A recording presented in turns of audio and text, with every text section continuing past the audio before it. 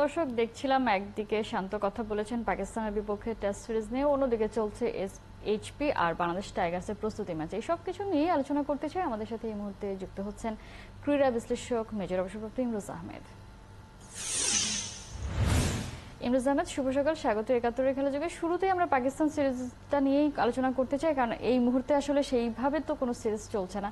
শান্ত যেটা বলছেন আর কি, যে সময় পাওয়া গেছে এবারে টেস্টের প্রস্তুতির জন্য, তো সেই দিক থেকে আসলে মানে পাকিস্তানের বিপক্ষে এবার ভালো কিছুই অপেক্ষা করছে, আপনারা তাই মনে হয় কিনা? হ্যাঁ, ধন্যবাদ কণা। শুভ সকাল।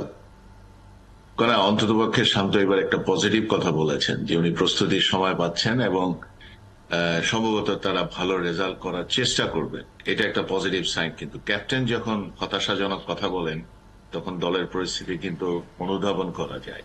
কিন্তু এবার যিনি স্পষ্টভাবে বেশ সাহস নিয়ে কথা বলেছেন, আমার মনে হচ্ছে দলটা ভালো করবে। একইভাবে আমি বলতে চাই, ধরুন পাকিস্তান দলটা যে কমপ্লিটলি সংগঠিত এখন তেমনটা কিন্তু না। পাকিস্তান দলও কিন্তু এই ওয়ার্ল্ড কাপের পরে তারা যখন ছিটকে পড়লো তখনও কিন্তু তারা প্রচুর আলোচনা সমালোচনার ভিতরে পড়েছে এবং তারপরে তাদের সিলেক্টরদেরকে নিয়ে অনেক কথা হয়েছে, অনেকে সিলেক্টর থেকে বাদ পড়েছেন, অনেক কিছুই হয়েছে। সেখান থেকে পাকিস্তানও কিন্তু মুখিয়ে থাকবে তাদের পারফরমেন্স করার জন্য। নতুন যারা আসবেন দলে তারাও কিন্তু করবেন। এবং পাকিস্তানে আপনি জানেন যে Pakistan has a tremendous good bowling line up এবং তাদের কিছু ব্যাটসম্যান আছে যাদের উপরে সাংঘাতিক ভাবে তারা নির্ভরশীল এবং তারা অত্যন্ত ভালো মানের প্লেয়ার। তার থেকেও বড় কথা হচ্ছে পাকিস্তানের এই আগস্ট মাসে যে শুকনো উইকেট আপনি পাবেন, সেই উইকেটে কিন্তু পাকিস্তানি বোলাররা could be very dangerous because of their reverse swing capability এবং স্পিন তো তাদের আছেই।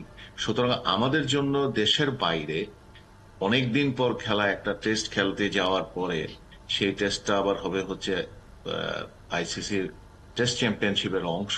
সেই জায়গায় কিন্তু আমরা মনে হয় দারুণ একটা প্রতিদ্বন্দ্বিতার মুখোমুখি হব। এবং এখানে যারা আছেন, শান্ত যেমনটি বলছিলেন, দুই একজন তিনজন ছাড়া অন্যদের যে অনেক বড় টেস্ট খেলার অভিজ্ঞতা আছে এই টি-20 যুগে, তেমনটা না। সুতরাং it will be a big challenge. আর আমরা আশা রাখতেই পারি অনেকদিন পরে খেলছেন, তারা সুযোগ পাচ্ছেন নিজেদেরকে একটু ট্রান্সফর্ম ফ্রম টি-20 থেকে টেস্ট ফরম্যাটে লঙ্গার ভার্সনে তারা ট্রান্সফর্ম করার চেষ্টা করবেন এবং পারছেন সময়। সেই জায়গা থেকে আমরা বলতে পারি যে it could B a good scope for us, আমাদের জন্য, যে আমরা এই টেস্ট খেলাটায় ফিরে আসার জন্য পাবেন। এখন জন্ম সনদ দিয়ে খোলো বিকাশ স্টুডেন্ট অ্যাকাউন্ট। নিজের বিকাশ নিজে কর। নিশ্চয়ই।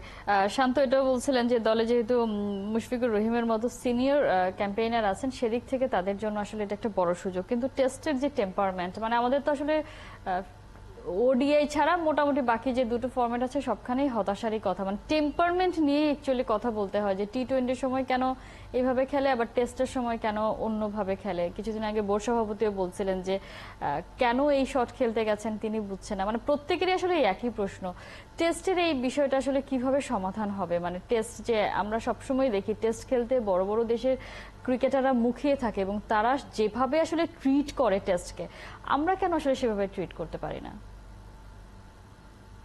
দেখুন, এটা দুটো কারণ হতে পারে।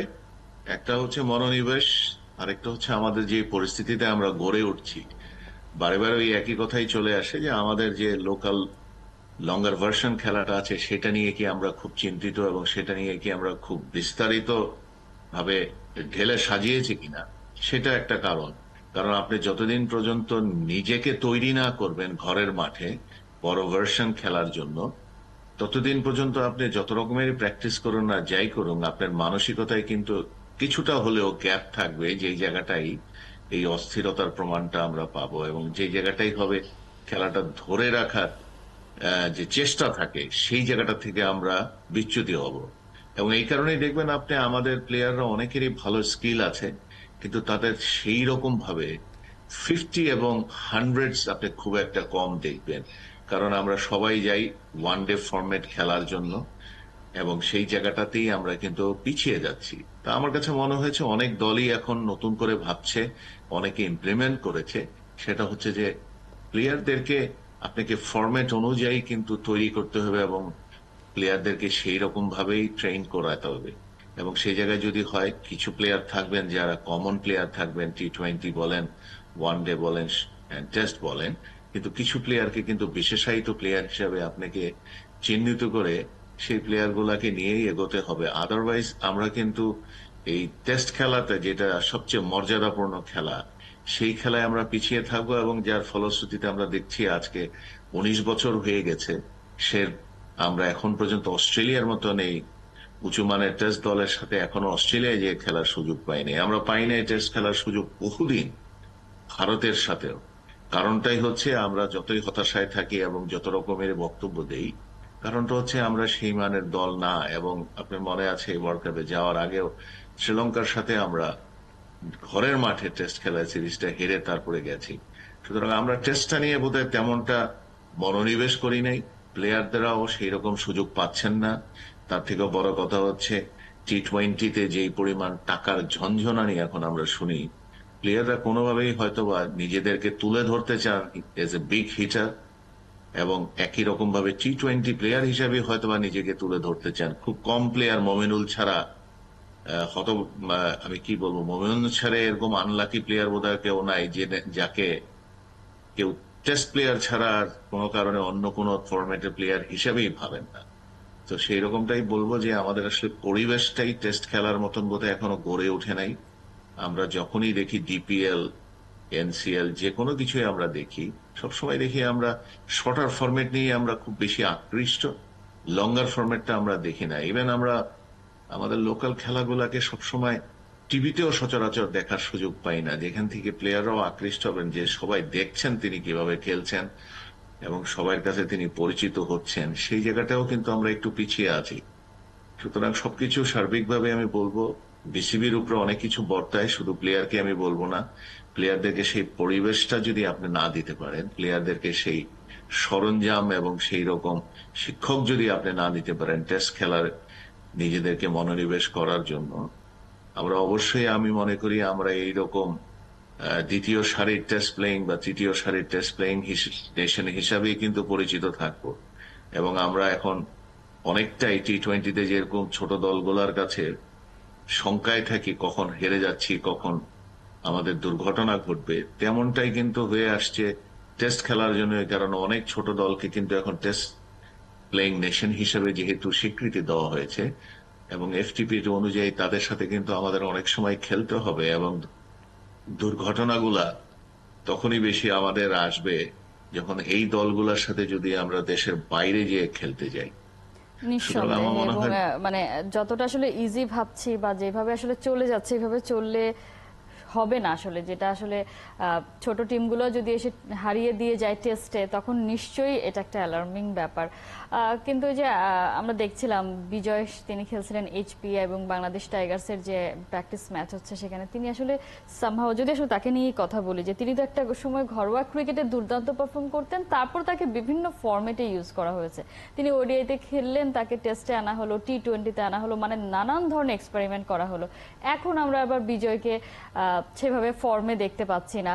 এই যে ঘরোয়া টুর্নামেন্টটা চলছে বা এইচপিতে যে প্র্যাকটিসটা চলছে, সেটাতে আসলে বলা হচ্ছে বা নির্বাচকরা বলছেন যে আমাদের যে ব্যাকআপ সেইটা রেডি রাখার জন্য এইভাবে আসলে প্র্যাকটিস ম্যাচ চলছে। কিন্তু আদৌ কি আসলে এই জায়গাটা পারফেক্ট জায়গা যে নিজেকে প্রস্তুত করার জন্য বা খুঁজে পাওয়ার জন্য? কারণ আপনি আমাকে একটা কথা বলুন, দেখুন এই টি-20 বিশ্বকাপের পরে অস্ট্রেলিয়ার দলে কতজন প্লেয়ারকে বাদ দেওয়া হয়েছে এবং কতজন প্লেয়ার রিটায়ারমেন্ট নিয়ে নিয়েছেন। আপনি খালি চিন্তা করে দেখুন, সেই প্লেয়ারগুলো এখনো বিশ্বের সেরা প্লেয়ারদের এক কয়েকজন। কিন্তু অস্ট্রেলিয়া দল এই 2025-এর খেলার জন্য, চ্যাম্পিয়ন্স ট্রফি খেলার জন্য, টেস্ট আইসিসি টেস্ট খেলার জন্য সব কিন্তু তারা নির্ধারণ করে ফেলেছে, এবং এতে বহু বিশ্বমানের যারা প্লেয়ার ছিলেন এতদিন ধরে, যারা কন্ট্রিবিউট করেছেন অস্ট্রেলিয়া, তাদের সবাইকেই কিন্তু ছেটে দিয়েছেন। কারণটা হচ্ছে অস্ট্রেলিয়া হ্যাজ এ প্ল্যান, এবং তারা তাদের সেই প্ল্যান অনুযায়ী আগায়। এবং অস্ট্রেলিয়া, আমরা বলছি না আমরা অস্ট্রেলিয়ার মতন দল এখনই হয়ে গেছি, বাট আমাদের অস্ট্রেলিয়ার পদ্ধতিটা তো ফলো করতে হবে। এনামুল হক বিজয়কে আপনি, ওনার প্রতি সম্মান রেখে বলছি, ওনাকে আর কতদিন আপনি টানবেন? থাকুক না উনি অনেক ফিট, থাকুক ওনার অনেক স্কিল, বাট ওনার কি আর এখন সেই রকম পারফরমেন্স দিয়ে কি উনি কোনোবার প্রমাণ করেছেন যে উনি অনেক ভালো খেলেছেন বা উনি ভালো খেলার একটা সুযোগ আছে? আপনি কোনো প্লেয়ার না পেলে লোকাল যে কোনো খেলায় ওনাকে খেলাতেই পারেন, বাট ওনাকে সরাসরি বলে রাখা উচিত যে আপনি আর জাতীয় দলের জন্য মানে বিবেচিত হবেন না। আপনি সাকিউল হাসানের কথা বলুন, মুশফিক বলুন, মাহমুদুল্লাহ বলুন, সবাই একটা রিপ্লেসমেন্টের এখন টাইম। কথাটা শুনতে অনেকে আঘাত পাবেন, কিন্তু নতুন প্লেয়ারদেরকে যদি আপনি এখন সুযোগ না দেন, আরো 2 বছর 3 বছর এই সমস্ত আমাদের যারা অনেক কন্ট্রিবিউশন করেছেন দলের জন্য, বাস্তবতাটা যদি ওনারা মেনে না নেন, তাহলে আপনি দেখবেন এই নতুন প্রজন্মের যে প্লেয়ার গুলো আছেন তারাও হারিয়ে যাবেন, কারণ তাদের বয়স 20 থেকে 23, 23 থেকে 26 গড়াতেই থাকবে, এবং তাদের কেমনটা এক্সপিরিয়েন্স জাতীয় দলের সাথে খেলা না হলে কোনোদিনই নতুন মুশফিক, তামিম, সাকিব, মাশরাফি আপনি আর খুঁজে পাবেন না। একেবারে এই পুরানো প্লেয়ারদের ইমরোজ আহমেদ, আপনার সাথে আমি আসলে যতদিন ধরে ক্রিকেট নিয়ে আলোচনা করি ততদিন থেকে আমার মনে আছে, বা আমরা মাঝে মাঝেই বলি যে যখন আসলে চলে যাবে সিনিয়র ক্রিকেটাররা, তাদেরকে কারা রিপ্লেস করবে সেই প্ল্যানটা আছে কিনা, সে কথা বলতে বলতে তারা একেবারে তাদের ক্যারিয়ারের 11th আওয়ারে পৌঁছে গেছে, আমরা কিন্তু এখনো দেখতে পাচ্ছি না। তার মানে প্ল্যানিং কোথাও ছিল না, এবং আপনি যেটা আসলে শঙ্কার কথা বললেন যে যারা রেডি হচ্ছিল বা নিজেদেরকে ওই জায়গাটা পৌঁছানোর চিন্তা করছে, তারাও হয়তো বাধাপ্রাপ্ত হচ্ছে। প্রতিদিনই আসলে হতাশ করার কথাই বলতে হয়, তারপরেও প্রত্যাশা করি যে শান্তর মতোই যে এবার নিশ্চয়ই ভালো কিছুই হবে। আপনাকে অসংখ্য ধন্যবাদ এতক্ষণ আমাদের সাথে যুক্ত থেকে আলোচনা করার জন্য। দর্শক, আমরা দেশের ক্রিকেট নিয়ে এবং পাকিস্তানের বিপক্ষে টেস্ট সিরিজ নিয়ে প্রস্তুতি নিয়ে কথা বলছিলাম। আমাদের সাথে এই আলোচনায় এতক্ষণ যুক্ত ছিলেন ক্রীড়া বিশ্লেষক মেজর অবসরপ্রাপ্ত ইমরোজ আহমেদ।